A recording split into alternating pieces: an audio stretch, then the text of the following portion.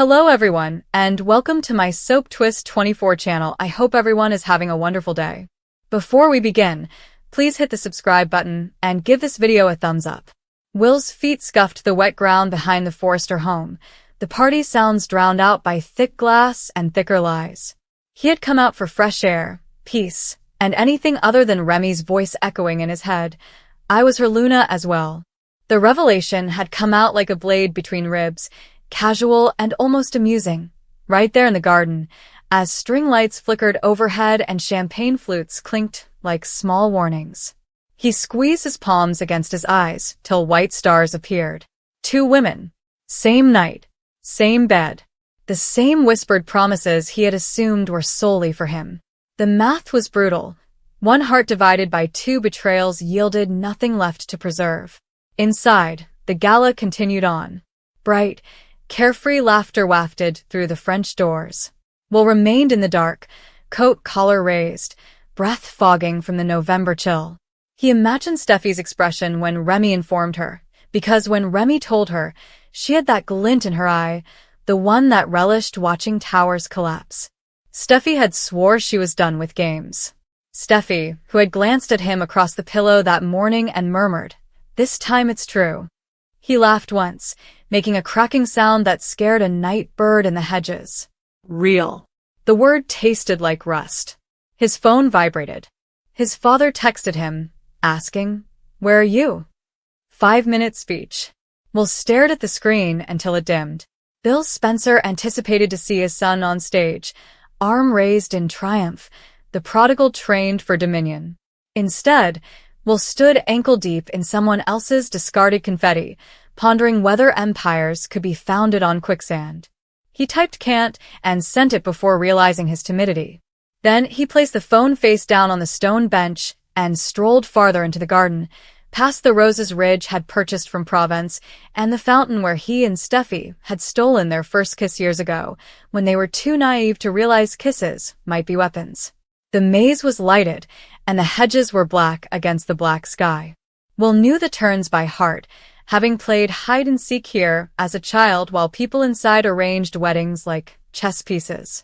He moved between the yews till the music stopped completely and just his pulse remained, as loud as surf. He came to a halt in the center, a little circle of grass with a marble seat that resembled an ancient confession booth. The stone turned silver in the moonlight. Will sat with elbows on knees, letting the night push down. Remy's voice, silk over steel. "She mentioned your name, you know. While I touched her. I thought it might interest you." Will's stomach lurched. He had been in Tokyo that night, finishing a contract, and assumed Steffy was home with the illness. He'd sent soup from room service, a ludicrous gesture over the water. She had sent back a heart emoji. He had saved the screenshot like a teenager. Every recollection felt polluted. The way she touched his jaw the morning he returned, eyes soft with what he mistook for regret over a simple cold. She'd laughed when he proposed, on one knee in the cottage, with snow falling outside like forgiveness. She said yes, so quickly that he teased her for being impatient. Impatient for what? For the wedding? Or for the next secret? Footsteps on gravel. Lightweight, purposeful. A woman's heels. Will tightened up, half hoping it was Steffy coming to explain, partly praying it wasn't. Remy strode into the moonlight, her crimson dress catching silver like fresh blood. She carried 2 flutes of champagne and offered one. "Peace offering," she announced. He did not take it. "You came to gloat. I came to finish the story." She sipped from both cups before placing one on the seat between them as a dare. "You're doing what men always do, imagining you're the only one hurt." Will laughed, scraping his throat. "You slept with my fiancé." "After she slept with me first." Remy smiled softly, almost sadly. "Will." "She cried in my arms. She said she loved you too much to lose you, but not enough to stop wanting this." She made vague gestures toward herself, the night, and everything forbidden. "I was the escape hatch. You were the lifeboat. Guess which one she keeps leaping into as the water rises." He wanted to strike something, anything. Instead, he took the champagne and emptied it in a single, scorching sip. Bubbles scoured the raw areas. Why tell me, he asked. Because someone should. Remy sat alongside him, close enough to smell her perfume, which was jasmine and smoke, the same scent Steffy was wearing now. She will not. She will rewrite the night till she accepts the flu story. And you'll marry her anyhow, because that's what Spencers do. Absorb damage and label it strength. Will looked at the empty flute. I thought I knew her. You recognized the version she let you see in daylight. Remy's voice softened. I received the 3 a.m. edition. The one that begs to be ruined. The silence between them was as thick as the hedges. Somewhere an owl called. Will felt the question rise up like bile. Did you love her? He swallowed it. The solution would not solve anything. Remy stood. Can you walk me out? I'd prefer not run across your father wearing this dress. He still believes I'm the intern who spilled coffee on his loafers. Will stood up instinctively, the old etiquette ingrained. They proceeded through the maze together, not touching. She stood at the garden's edge, beneath a trellis loaded with late roses. For what it's worth, she replied, I'm sorry. Not for touching her, for making you the collateral damage.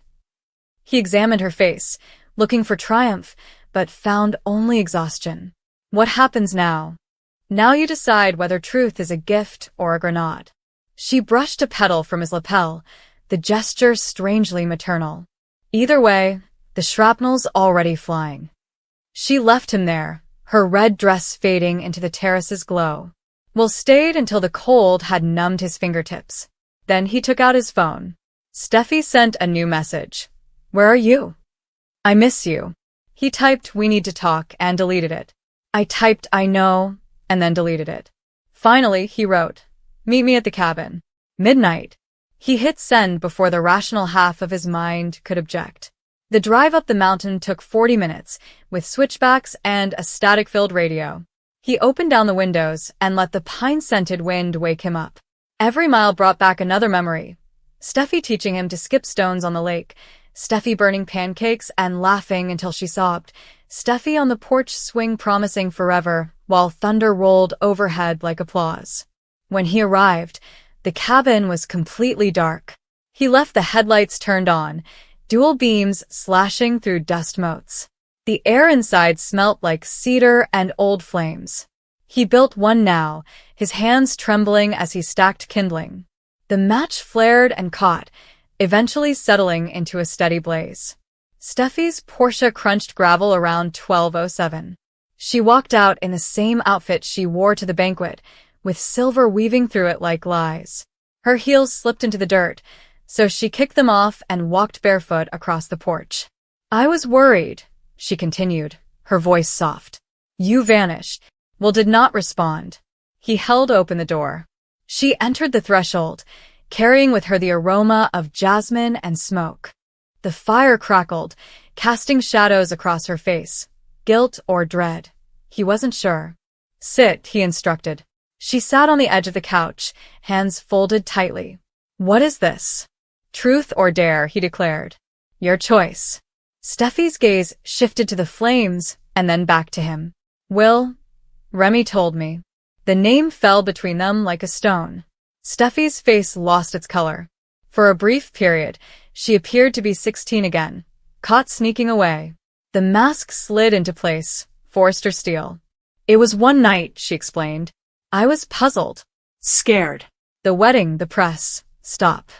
He raised his hand. Don't cover it up with excuses. Just tell me why. She opened her mouth, then closed it. The fire ignited, sending sparks up the chimney. Finally, I wanted to feel something other than legacy or headlines. Something selfish. Her voice broke. Remy does not want anything from me. You want eternity. The words sucked the oxygen out of his lungs. And forever seemed too heavy? No. She stood and paced toward the window. Moonlight cast a silvery glow on her face. Forever with you is all I am supposed to want. But that night, I wanted to be able to walk away. Will joined her at the glass. Their reflections hovered side by side in the pane, like ghosts. Have you said my name? He asked quietly. She flinched. What? While she was touching you. Have you said my name? Steffy turned, her eyes gleaming. I don't remember. The lie was polite and almost nice. Will felt it settle into his bones like frost. He reached past her and unlatched the window. Cold air rushed in, fanning the flames. I used to think love was a house we built together, he told me. There turns out there was a corridor with doors that I had never noticed. You keep opening them. I keep believing they lead nowhere. Will, please, I'm not asking you to close them. His voice was firm now, like the stillness before a storm's passage. I'm asking if you want to live in the hallway or step outside with me. She searched his face for the escape that didn't exist. I choose you, she said quietly. I always choose you, she said, but her gaze shifted to the darkness beyond the window, where the forest lay deep and untracked. Will perceived the longing plain as starlight. He picked up her discarded heels off the porch and placed them inside the door. Then stay, he replied. Sleep in the guest room. In the morning, we will all burn the wedding invites together. Or you will depart. Your call. Steffi's breath caught. Would you let me go? I'd let you decide. He met her stare, unwavering. Love is not a trap, Steffy. It is a door. You're the only one who has the key. She stood still as he moved by her and up the stairs. The bedroom door closed softly. The fire had subsided into embers downstairs. Will did not sleep. He sat on the edge of the bed, boots on, listening to the cabin breathe. At 3:17 a.m., he heard the guest room door open with bare feet on the hardwood. The front door opened, followed by a long pause and the crunch of gravel under tires. Headlights swept across the ceiling, disappearing into the mountain darkness. He waited till the silence seemed eternal. Then he went downstairs, put 2 logs on the fire, and watched them catch. Flames colored the walls gold. On the mantel lay the small wooden box where they intended to preserve love notes after the wedding. He opened it. It was empty. We'll take the box outside and place it on the porch rail. Dawn was still some hours away, but the sky had begun to fade at the edges. He struck a match and held it against the corner of the first invitation. The paper curled, darkened, and flared. He gave them to the flame one by one until only ash and the faint aroma of costly paper remained. When the sun rose, pink light streamed into the lake. Will stood by the water's edge, boots in hand, and skipped a stone across the surface. It bounced 4 times before sinking. He tried again. 5. On the 6th throw, the stone arced, kissed the water once, and vanished without a trace. He gave a faint, crooked smile that hurt in all the right places. Then he returned to the cabin, left the door unlocked, and began brewing coffee. The pot gurgled like a familiar acquaintance. Steffy was speeding down the mountain, windows down, hair whipping like a surrender flag. Perhaps she'd pulled over, crying into the steering wheel, unsure which way to go forward. It did not matter. The hallway was suddenly hers. Will poured coffee into 1 mug and carried it to the porch. The ashes had scattered in the breeze, and gray snow covered the planks. He brushed them into his palm and let the wind take them. A new day, fresh and sharp. He raised the mug to the empty driveway, the road that twisted out of sight, and the woman who may never return. To doors, he said, then drank. Will had been anticipating this moment since the night before, when Luna told him everything. Or nearly everything. The talk had been brief and full of pauses, the kind of silences that hurt more than words. Initially, he did not want to believe it. But when Luna truly grieved, he saw something in her that made denial difficult. She'd uttered it gently, as if it were a confession she couldn't bear longer. Remy and it wasn't intended to happen. I did not intend for that to happen. I thought she told you. Remy dropped her purse and stood by the entrance, water falling from her hair onto the floor. You've been calling me, she said, her voice quivering. I came as soon as I could. I know, Will said, his voice low and dry. Sit down. She did not move. Will, if this is about Luna, he interrupted her, his words cutting. It is about you. And Luna. Both of you, she said, perplexed. Or maybe she did, but her mind wouldn't let the words come. Then her expression changed. Her lips parted, her breath hitched, and she took a short step back. The air between them grew thicker. "You know," she muttered. He nodded. "She told me." Remy's shoulders sagged, and she turned away, putting her fingers against her brow. "Oh, God." "I didn't believe her," he admitted gently. "Not at first. I informed her that she must have been mistaken, that she was lying to harm me. But she wasn't lying, right?" Remy's voice cracked. "No, she wasn't." Will rose. He did not raise his voice. He did not hurl anything or scream. The stillness was worse, like a creeping tear rather than a complete rupture. "You cheated on me," he explained. "You chose her. My girlfriend. My Luna. She wasn't your girlfriend when—" "Don't," he stated firmly.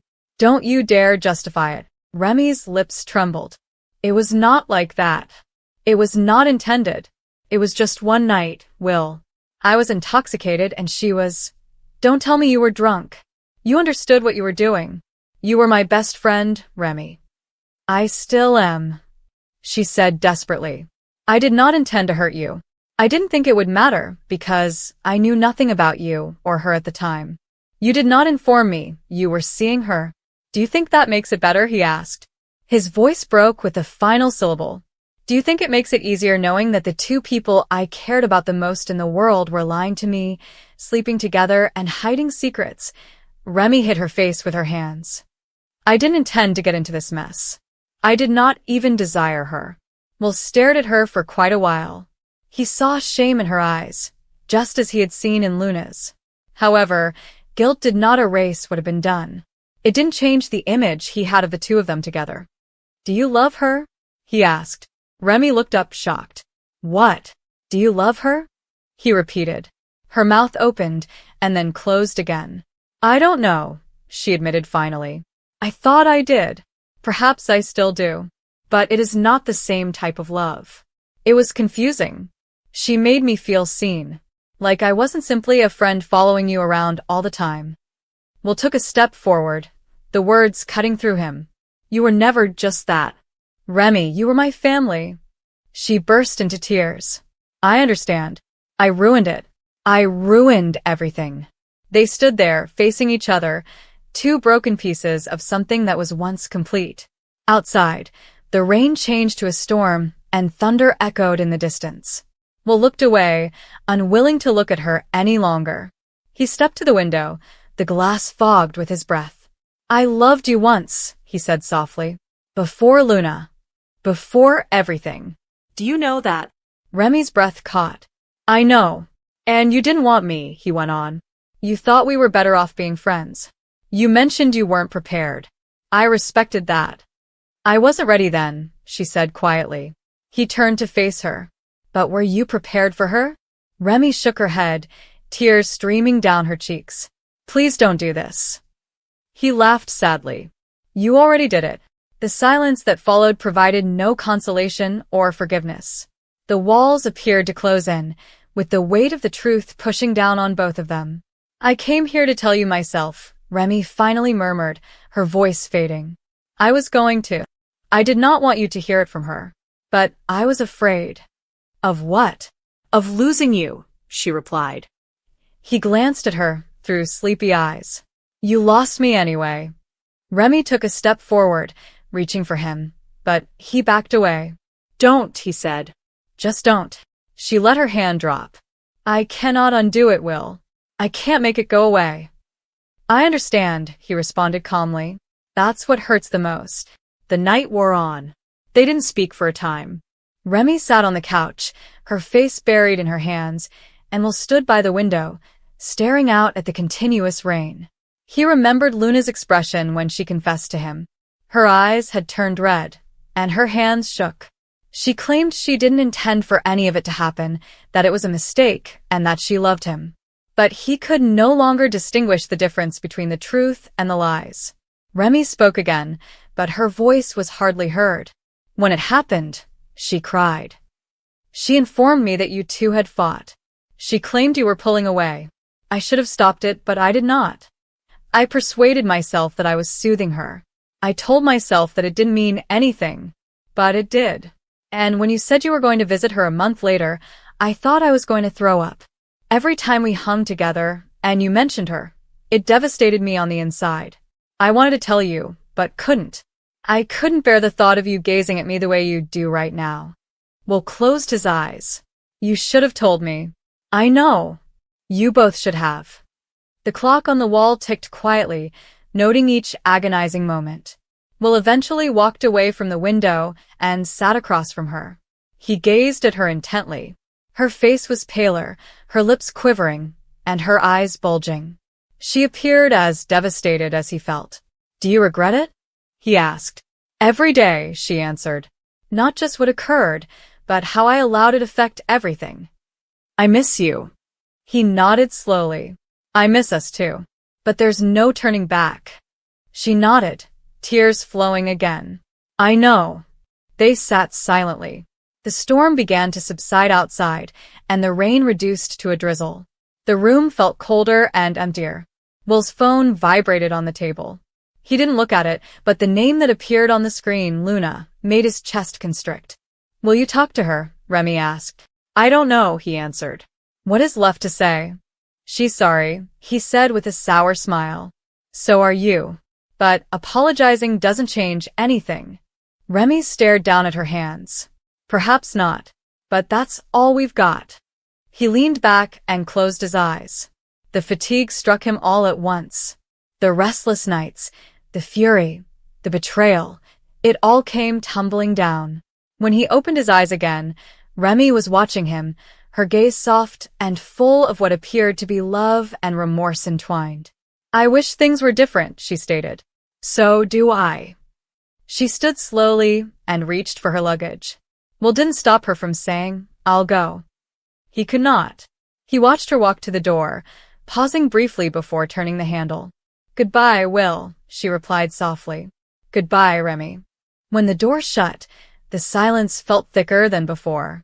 Will sat there for a long time, staring into the empty place where she had stood. The storm had passed, but the world outside remained gray, the streets damp and shimmering. He remembered the first time he saw Luna, how her laughter filled the room, and how easy it was to adore her. He remembered Remy, the years they had spent together, their secrets, late-night conversations, and laughter. Everything felt contaminated, overwritten by betrayal. He picked up the phone, his thumb hesitating over Luna's name. He could call her. He may demand answers, closure, or something. So what was the point? He already knew everything important. Instead, he opened a fresh message, his fingers quivering faintly. He typed 3 words and then deleted them. He tried again. I forgive you. He stared at the words, groaned, and then deleted them. He couldn't give forgiveness yet. Maybe someday, but not now. The hours passed and the apartment became darker. Will finally got up, headed to the kitchen, and poured himself a glass of water. His reflection in the window appeared older, wearier. He said to himself, You'll be okay. It didn't sound convincing, but it was all he had. Outside, the rain began again, this time lighter and almost soothing. An automobile passed in the distance, its headlights shining briefly through the darkness. Even when hearts were broken, the world moved on. Will plopped back down on the couch, his mind a whirl of recollections and what-ifs. He closed his eyes and let the sound of rain fill the solitude. Somewhere within him, beneath all the sorrow, there remained a small spark, a faint, flickering hope that one day he'd learn to trust again. Not today or tomorrow, but someday. And for the time being, that was sufficient.